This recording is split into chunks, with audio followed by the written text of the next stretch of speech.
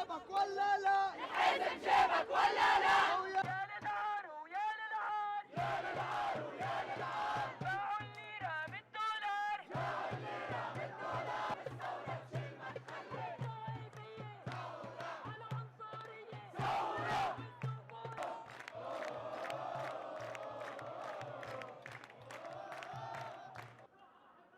ما بدنا نرشح أحزاب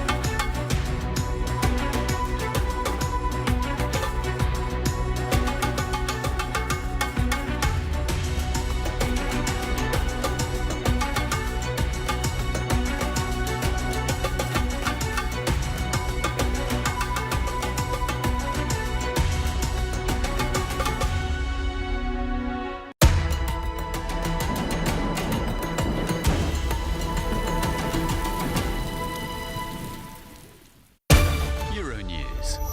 All views.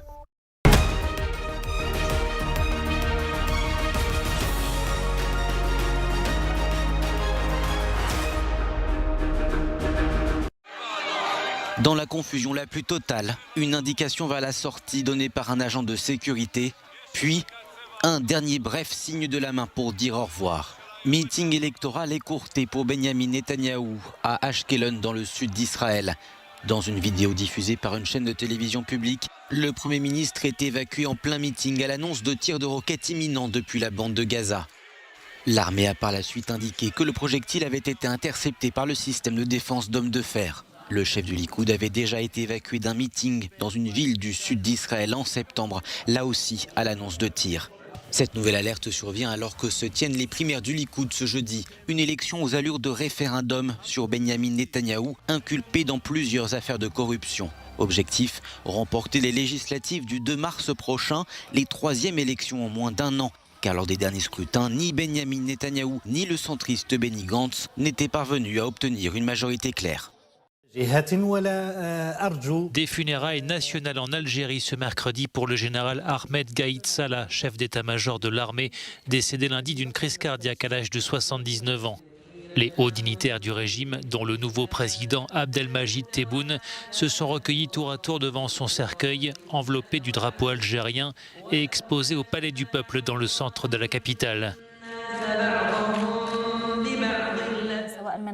Le cercueil a ensuite été transporté vers le cimetière d'El Alia, dans la banlieue est d'Alger, où il a été inhumé au sein du carré des martyrs, où reposent les anciens chefs d'État et grandes figures de la lutte contre le pouvoir colonial français. Chef d'état-major de l'armée depuis 15 ans, Ahmed Gaïd Salah était un personnage contesté par le mouvement Irak, qui voyait en lui une figure de l'ancien régime dont ils veulent définitivement se débarrasser. Depuis la démission du président Bouteflika, le général était devenu l'homme fort, la figure incontournable du système algérien. Il avait porté à bout de bras la dernière élection présidentielle boycottée par de nombreux électeurs et avait reçu quelques jours avant sa mort la plus haute distinction des mains du nouveau président.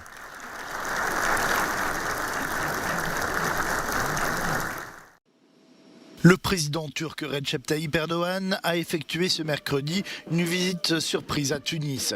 L'occasion pour lui de rencontrer pour la première fois son homologue Kais Saied, entré en fonction fin octobre. Au cœur de leurs entretiens, la Libye, Ankara a récemment renforcé sa coopération avec le gouvernement officiel libyen en lutte avec les forces du général Haftar dans l'Est. L'impact des développements négatifs en Libye ne se limite pas à ce pays, mais touche aussi les pays voisins, en tête desquels se trouve la Tunisie. Buradan ciddi manada rahatsız oluyor. Libya'da bulunan ve bunun À quel titre Put up to people fleeing hardship in the hope of finding a better life. Daniel Bellamy reports. Pope Francis has offered a message of hope on Christmas Day in his annual address from the Vatican. Like many popes before him, Francis used his Urbi et Orbi Christmas message to address suffering in the world.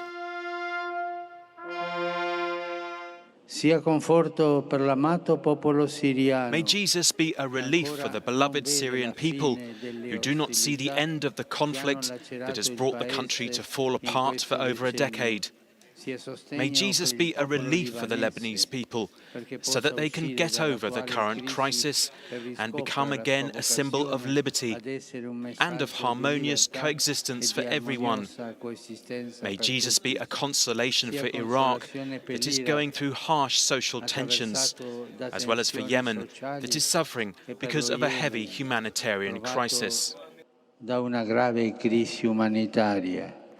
And he talked of migrants, saying that they had been forced by injustice to emigrate in the hope of a secure life. Instead of finding acceptance, Francis said injustice continues along their journey.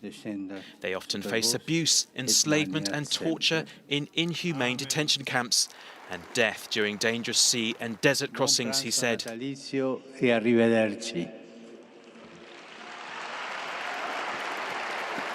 Daniel Bellamy, Euronews. Well, moving from the Vatican to Paris now, and the head priest at Notre Dame's cathedral says there's a 50% chance that the Gothic masterpiece will collapse. Rector Patrick Chauvet says the scaffolding installed before April's fire could cave in when it's removed and risk the entire building. The 12th century structure was being renovated before its roof and spire were destroyed by the fire. Today it is not out of danger. It will be out of danger when we take out the remaining scaffoldings. There is always a risk. Today we can say that there is maybe a 50% chance that it will be saved. There is also a 50% chance of scaffoldings falling onto the 3 vaults. So as you can see, the building is still very fragile. Parts of Australia are continuing to endure raging bushfires despite weather conditions improving slightly. Light rain and cooler temperatures have helped firefighters in New South Wales, although 70 blazes continue to burn in the state. Meanwhile, dozens of homes have been destroyed in the south of the country near Adelaide. So far, 9 people have died in the bushfires, which have scorched an area equivalent to the size of Slovakia. In his Christmas message, Prime Minister Scott Morrison paid tribute to 2 firefighters who lost their lives.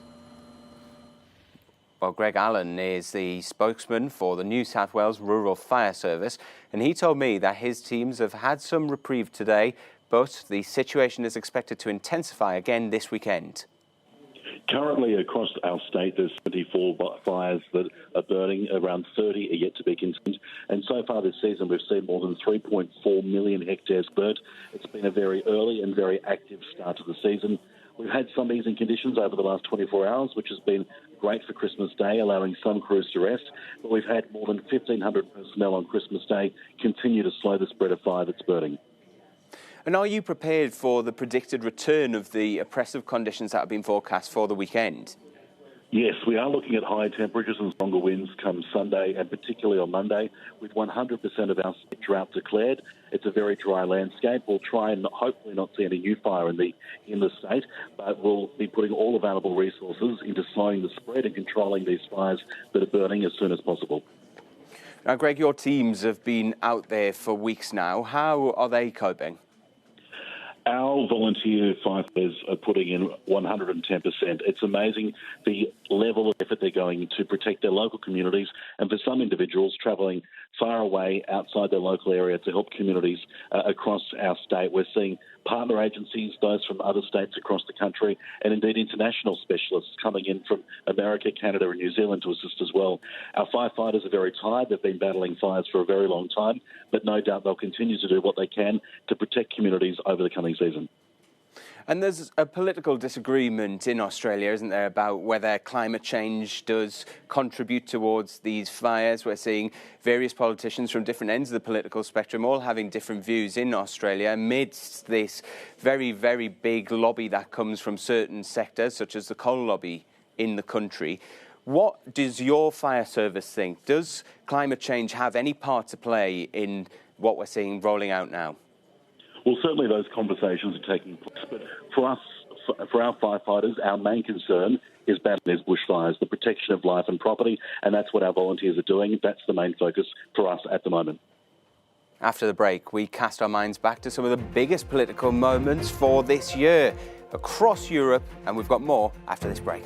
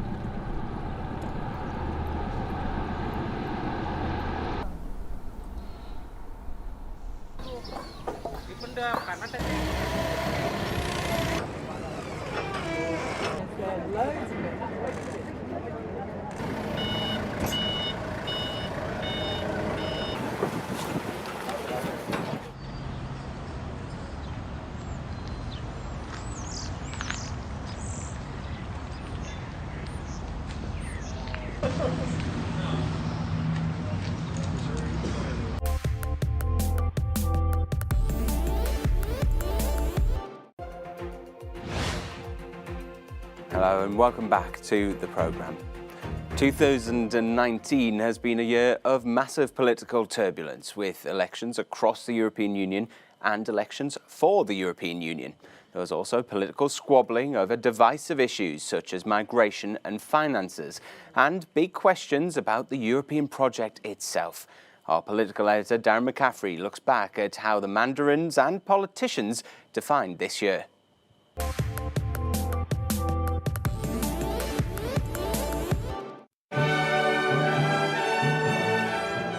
After a decade of political turmoil in Europe, 2019 was the year of the election. From Denmark to Romania, from Spain to the UK, millions of voters, millions of you, helped to shape the different regions, countries of the European Union, indeed the very union itself. So we've come to a miniature-sized Europe to give you a mini look back at the year that's just been.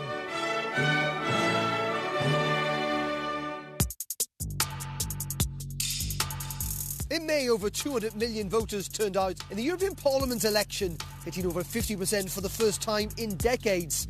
Though it produced a more fractured, divided parliament, with the centre-right EPP and the centre-left Socialists no longer having a combined majority. That came at the expense of increased support for the populist right and a surge for the Greens in Western Europe. One country that can't seem to make its mind up is Spain. It's had, 4 elections in 4 years, 2 this year, and they've both produced pretty similar results. For months, Pedro Sanchez tried to form a coalition, and for months he repeatedly failed. But with significant gains for the far-right Vox party and continued trouble in Catalonia, Spain's political turmoil is far from over.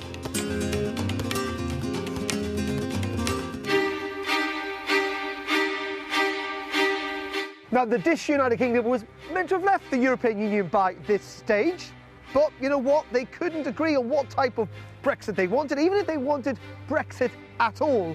And what it meant is that Theresa May was out and Boris Johnson was in.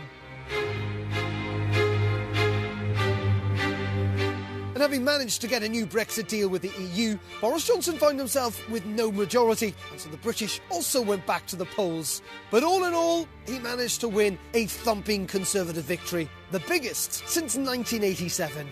The country will now, finally, it looks like, leave the European Union at the start of next year.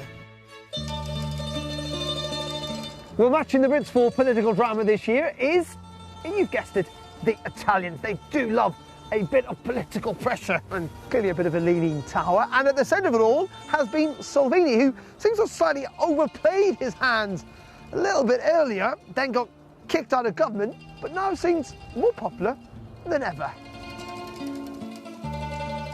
Though he does find himself locked out of government with his former partners, the Five Star Movement, now teamed up with the centre-left. But with significant gains locally for La Liga and big policy differences in government, Salvini may get his wish of an election in 2020. Meanwhile, in Germany, there's been a surge in support for the Greens. So there you are. There's also been quite significant gains for the far-right AfD, and that's meant that Angela Merkel's coalition with the centre-left SDP, well, that's hanging on by quite a thin sausage.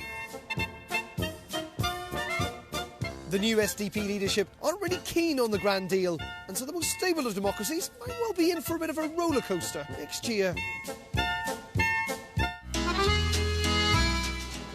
And next to France, where the weather is decidedly much worse, and where the French president, and the man who views himself as the new leader of Europe, has been fighting on all fronts, whether that is against the Yellow Vest protesters, striking workers, and in some ways, his own ability to constantly put his foot in it.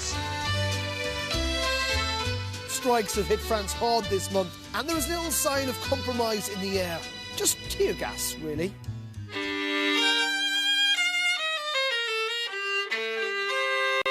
In Poland, the Law and Justice Party easily retained power, but there was less good news for Europe's strongman, Viktor Orban, in Hungary, who lost control of cities like Budapest and others.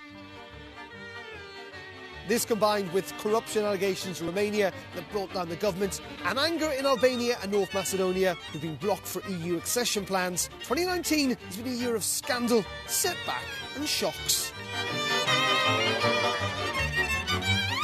Well, no one can claim that politics is dull at the moment, and next year promises to be equally interesting. Will that coalition government in Germany last? Will Britain actually leave the European Union? And Malta, my word, what's going to happen there? We'll have it all for you. You won't miss a bit on Euronews and Euronews.com. Well, that's it from our mini Europe to real Europe. From me and me, from this man here, we wish you the merriest of Christmas and a happy New Year.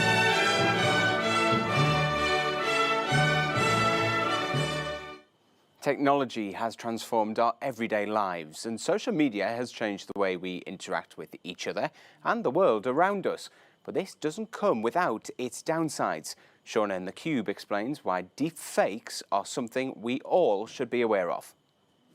Deep fakes. It was one of the technology terms of 2019, and they're videos that are fake. It's audio or video manipulation, making it appear that somebody's saying something that they're not. And many advocacy groups have been urging both governments but also social media companies to take action before this kind of video becomes mainstream. One of the groups was in fact Future Advocacy, and they released 2 videos ahead of the UK election to raise awareness. One about Boris Johnson, the other Jeremy Corbyn, appearing to back each other, but they're fake. Let's just take a listen.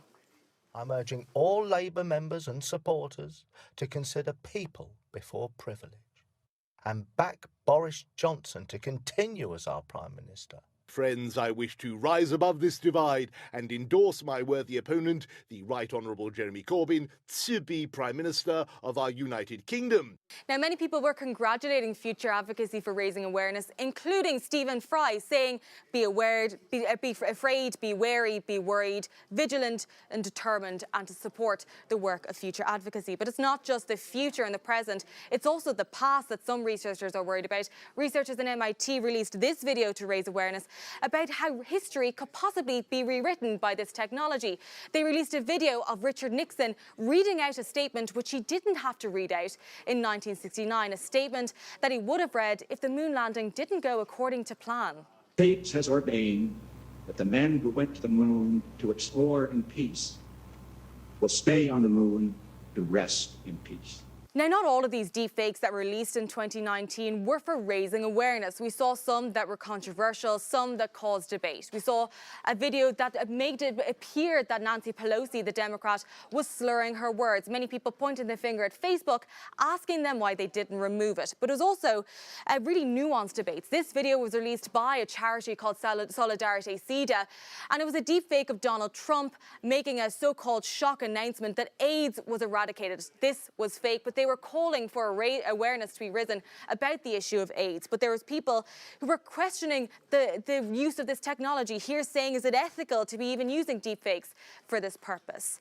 Now, although there's much talk about the political discussion around deepfakes, is that what deepfakes are being used for right now? We spoke to Sam Gregory, he's an expert, and he's a program director of Witness. There's a lot of hype around deepfakes are going to impact elections, deepfakes are all around us, and that's not true. They're being used a lot in violence towards women, but they're not yet mainstream in politics or misinformation.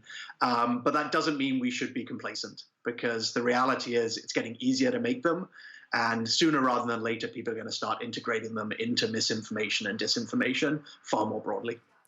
But has our attention on deepfakes thrown off what's really a problem here, which is a far less technologically advanced form of manipulation? That is just simply taking videos out of context and publish them on Twitter. They're called soft fakes.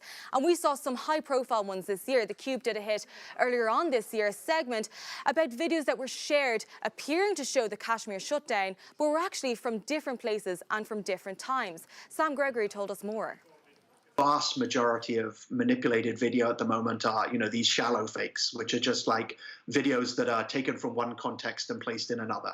So someone says it occurred in one town, actually occurred in another. A good example of that from South Africa are videos. There was recently xenophobic violence towards Nigerians, and people recycled videos from India and from previous events. And that's by far the most common problem. Talking of fakes, we all know that dragons do not really exist. So why are astronauts at the International Space Station talking about catching them? Our space correspondent Luca Parmitano explains from 400 kilometers above the Earth. Welcome on the International Space Station. I'm European Space Agency astronaut Luca Parmitano, and I'm your space correspondent. My crew and I have been working non-stop for the past 10 days.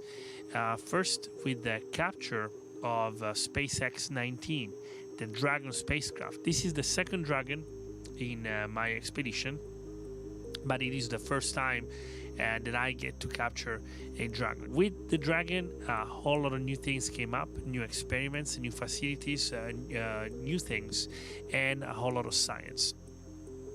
But some of the science that we've been doing has been on orbit for a while.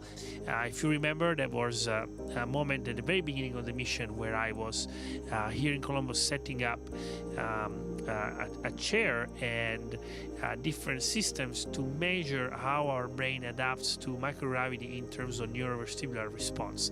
How does our brain interpret the signals coming from different vestibular systems, our inner ears, our eyes, our haptic, the way we interact with objects.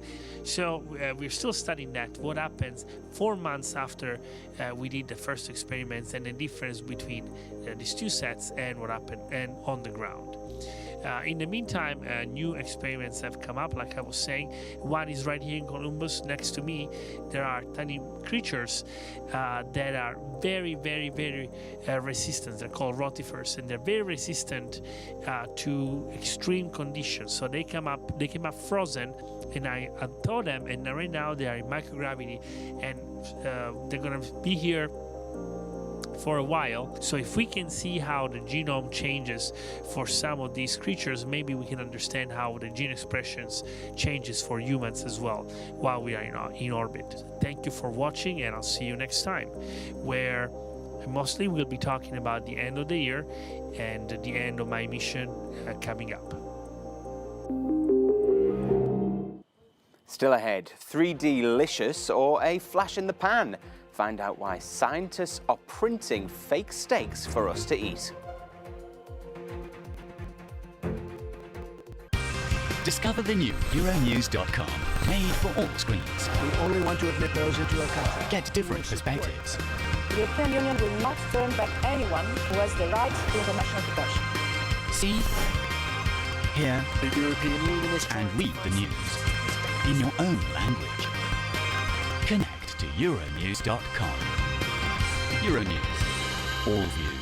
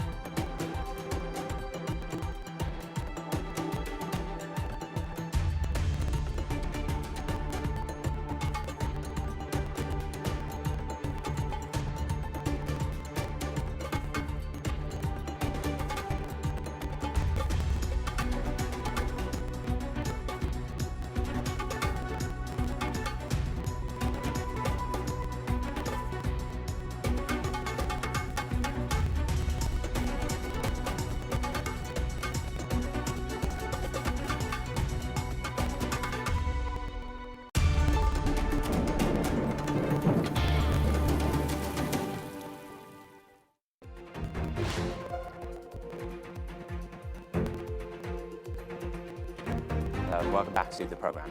Now, can vegetarian steaks save the world? New researchers in Spain have developed a 3D printed alternative to red meat that could cut greenhouse gas emissions drastically, as Christina Hiner reports. Would you serve a printed steak for your Christmas meal? Spain is one of the largest consumers of meat on the European mainland, some 94 kilos per person. Even if meat consumption rises during Christmas season, now there are sustainable alternatives. Giuseppe Chionti invented the way to print vegetarian steak in 3 dimensions from internet models. It's the first time that we have a product that has the 3D appearance of a piece of meat, the taste of a piece of meat, and the fibrous consistency of a piece of meat. It's a real alternative. Experts agree that meat consumption contributes to climate change. Livestock has a greater impact on the environment in terms of greenhouse gas than all of transport combined. FAO estimated that 14.5% of the greenhouse gas comes from livestock and 13% from transport. It also has negative health effects. Consumers, though, are changing their habits. In recent years, meat substitutes have increased by 451% in the European market. But are these products really healthy? This 3D printed meat is done with pea, rice and seaweed protein. The amino acid sequence is good, nutritionally wise, it is balanced. If I couldn't recommend a protein shake or a protein bar, why wouldn't I recommend a protein steak? If it really tastes like a steak, that's important to check the taste.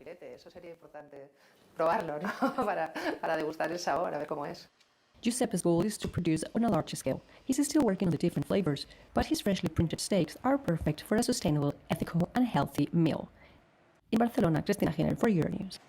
Thanks very much for watching Euronews tonight. From everybody here, we wish you happy holidays. We leave you now with a no comment from Paris, where the traditional midnight mass was moved from Notre Dame Cathedral to a circus tent.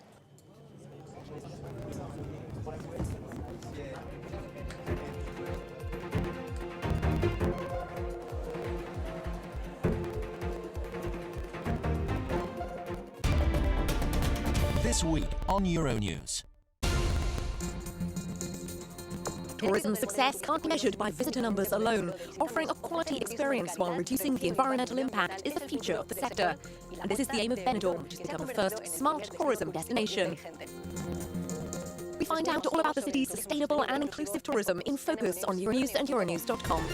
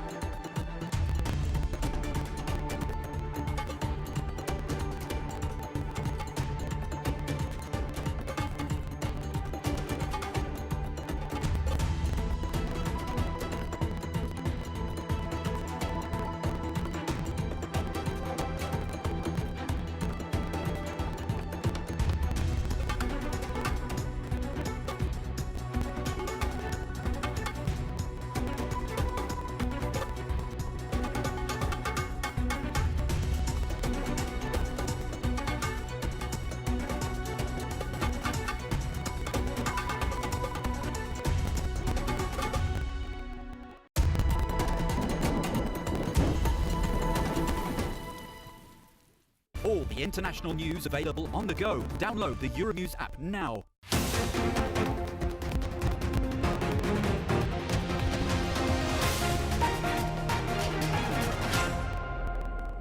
Hello, you're watching Euronews Tonight. Our top stories. Messages of thanks. US President Donald Trump, Queen Elizabeth II and Pope Francis address the world this Christmas. Under threat of collapse, Notre Dame's head priest says there's a 50% chance the monument won't survive. Volunteer firefighters in Australia cancel Christmas to battle bush blazes.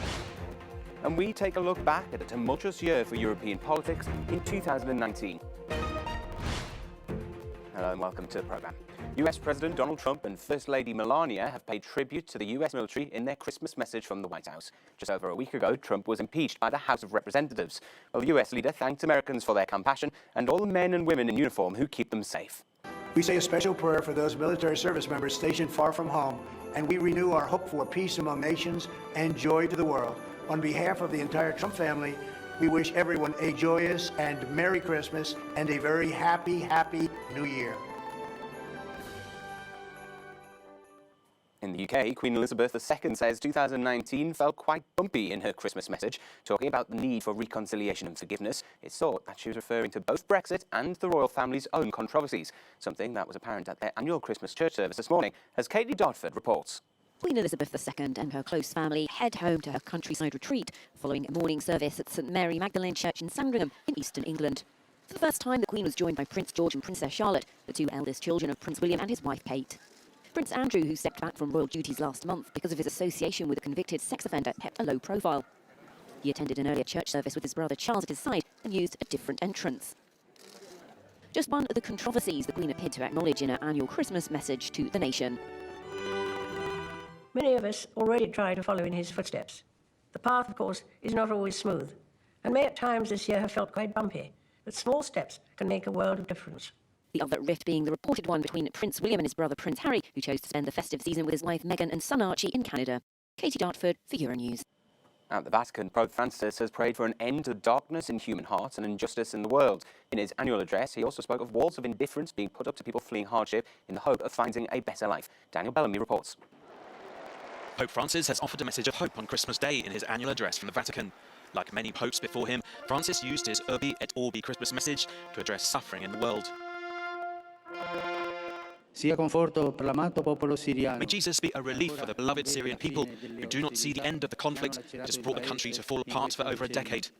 May Jesus be a relief for the Lebanese people so that they can get over the current crisis and become again a symbol of liberty and of harmonious coexistence for everyone. May Jesus be a consolation for Iraq that is going through harsh social tensions, as well as for Yemen that is suffering because of a heavy humanitarian crisis. And he talked of migrants, saying that they had been forced by injustice to emigrate in hope of a secure life. Instead of finding acceptance, Francis said injustice continues along their journey. They often face abuse, enslavement and torture in inhumane detention camps, and death during dangerous sea and desert crossings, he said. Daniel Bellamy, Euronews. Well, moving from the Vatican to Paris now, and the head priest at Notre Dame's cathedral says there's a 50% chance that the Gothic masterpiece will collapse. Rector Patrick Chauvet says the scaffolding installed before April's fire could cave in when it's removed and risk the entire building. The 12th century structure was being renovated before its roof and spire were destroyed by fire. Today it is not out of danger. It will be out of danger when we take out the remaining scaffoldings. There is always a risk. Today we can say that there is maybe a 50% chance that it will be saved. There is also a 50% chance of the scaffoldings falling onto the 3 vaults, so as you can see the building is still very fragile. Parts of Australia are continuing to endure raging bushfires despite weather conditions improving slightly.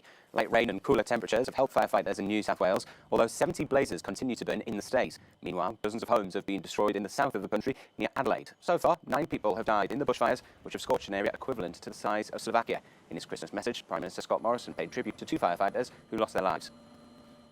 Well, Greg Allen is the spokesman for the New South Wales Rural Fire Service, and he told me that his teams have had some reprieve today, but the situation is expected to intensify again this weekend.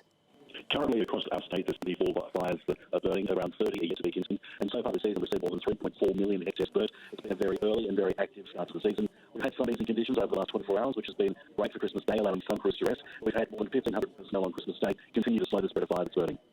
And are you prepared for the predicted return of the oppressive conditions that have been forecast for the weekend? Yes, we are looking at high temperatures along the winds come Sunday, and particularly on Monday, with 100% of our drought declared. It's a very dry landscape. We'll try and hopefully not get any fire in the state. We'll be putting all available resources into slowing the spread and controlling these fires that are burning as soon as possible. Now, Greg, your teams have been out there for weeks now. How are they coping? Our volunteer firefighters are putting in 110%. It's amazing the level of effort they're going to protect their local communities, and for some individuals travelling far away outside the local area to help communities across our state. We're seeing partner agencies, both from other states across the country, and indeed international specialists coming in from America, Canada, and New Zealand to assist as well. Our firefighters are very tired. They've been battling fires for a very long time, but no doubt they'll continue to do what they can to protect communities over the coming season. And there's a political disagreement in Australia, isn't there, about whether climate change does contribute towards these fires. We're seeing various politicians from different ends of the political spectrum all having different views in Australia amidst this very, very big lobby that comes from certain sectors, such as the coal lobby in the country. What does your fire service think? Does climate change have any part to play in what we're seeing rolling out now? Well, certainly those conversations are taking place. For us, for our firefighters, our main concern is battling bushfires, the protection of life and property, and that's what our volunteers are doing. That's the main focus for us at the moment. After the break, we cast our minds back to some of the biggest political moments for this year across Europe, and we've got more after this break.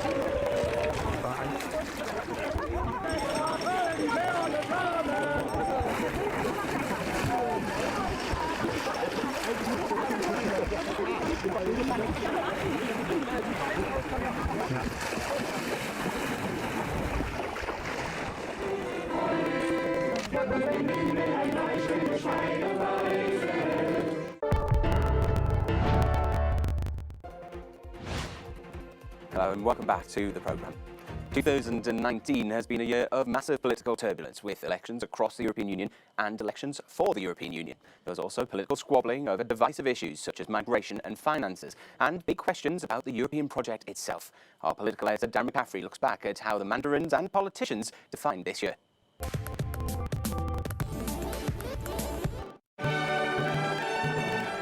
After a decade of political turmoil in Europe, 2019 was the year of the election. From Denmark to Romania, from Spain to the UK, millions of voters, millions of you, helped to shape the different regions, countries of the European Union, indeed the very union itself. So we've come to a miniaturised Europe to give you a mini look back at the year that's just been.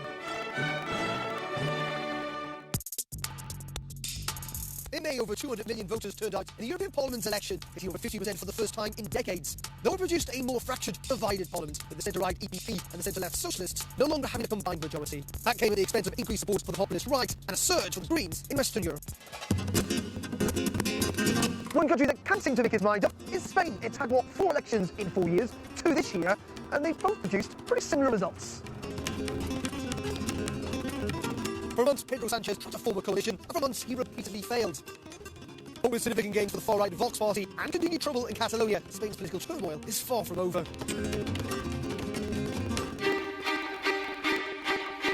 Now, the British United Kingdom was meant to have left the European Union by this stage, but you know what? They couldn't agree on what type of Brexit they wanted, even if they wanted Brexit at all. And what it meant is that Theresa May was out and Boris Johnson was in. And having managed to get a new Brexit deal with the EU, Boris Johnson found himself with no majority, and so the British also went back to the polls. But all in all, he managed to win a thumping Conservative victory, the biggest since 1987. The country will now, finally, it looks like, leave the European Union at the start of next year. Well, matching the bit more political drama this year is, you've guessed it, the Italians. They do love a bit of political pressure and clearly a bit of leaning tower. And at the centre of it all has been Salvini, who seems to slightly overplayed his hands a little bit earlier, then got kicked out of government, but now seems more popular than ever. Though he does find himself locked out of government with his former partners, the Five Star Movement, now teamed up with the centre-left. But with significant gains locally for La Liga and big policy differences in government, Salvini may get his wish of an election in 2020. Meanwhile, in Germany, there's been a surge in support for the Greens. So there you are. There's also been quite significant gains for the far-right AfD, and that's meant that Angela Merkel's coalition with the centre-left SDP, well, that's hanging on by quite a thin sausage. The new SDP leadership aren't really keen on the Grand Deal, and so the most stable of democracies may well be in for a bit of a rollercoaster next year. And next to France, where the weather's decidedly much worse, and where the French president, and the man who views himself as the new leader of Europe, has been fighting on all fronts, whether that is against the Yellow Vest protesters, striking workers, and in some ways, his own ability to constantly put his foot in it. Strikes have hit France hard this month, and there is little sign of compromise in the air. Just tear gas, really. In Poland, the Law and Justice Party easily retained power, but there's less good news for Europe's strongman Viktor Orban in Hungary, who lost control of cities like Budapest and others. This combined with corruption allegations in Romania that brought down the government, and anger in Albania and North Macedonia who've been blocked for EU accession plans. 2019 has been a year of scandal, setback and shocks. Well, no one can claim that politics is dull at the moment, and next year promises to be equally interesting. Will that coalition government in Germany last? Will Britain actually leave the European Union? And Malta, my word, what's going to happen there? We'll have it all for you. You won't miss a bit on Euronews and Euronews.com. Well, that's it from our mini Europe to real Europe. From me, and Nick from this man here, we wish you the merriest of Christmas and a happy New Year. Technology has transformed our everyday lives, and social media has changed the way we interact with each other and the world around us. But this doesn't come without its downsides. Sean in the Cube explains why deep fakes are something we all should be aware of. Deep fakes. It was one of the technology terms of 2019. And they're videos that are fake. It's audio or video manipulation, making it appear that somebody's saying something that they're not. And many advocacy groups have been urging both governments, but also social media companies to take action before this kind of video becomes mainstream. One of the groups was, in fact, Future Advocacy. And they released two videos ahead of the UK election to raise awareness. One about Boris Johnson, the other Jeremy Corbyn, appearing to back each other, but they're fake. Let's just take a listen.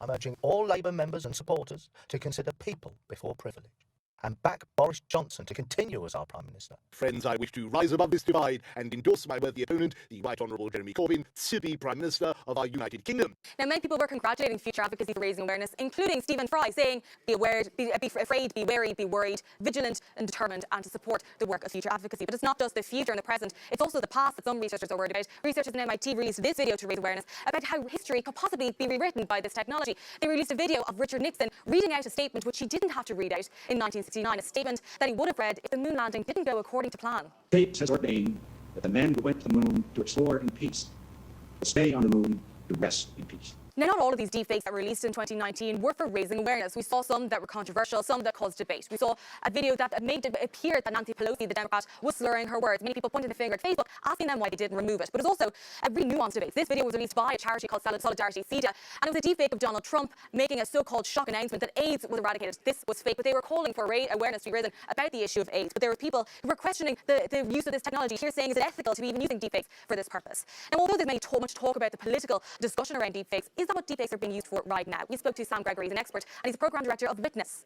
There's a lot of hype around deepfakes are going to impact elections, deepfakes are all around us, and that's not true. They're being used a lot in violence towards women, but they're not yet mainstream in politics or misinformation. But that doesn't mean we should be complacent, because the reality is it's getting easier to make them, and sooner rather than later, people are going to start integrating them into misinformation and disinformation far more broadly.